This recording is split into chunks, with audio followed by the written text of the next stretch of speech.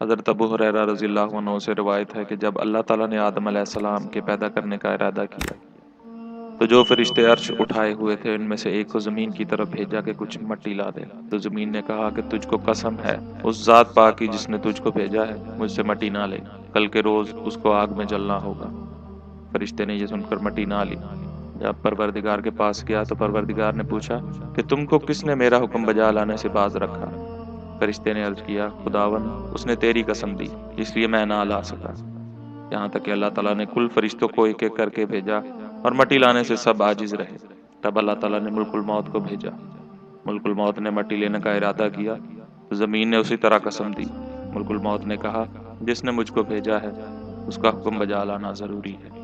फिर ज़मीन के हर हिस्से भले और बुरे से थोड़ी थोड़ी मट्टी लेकर परवरदिगार के पास हाजिर हुए और जन्नत के पानी से खमीर करके आदम अलैहिस्सलाम का बदन तैयार किया।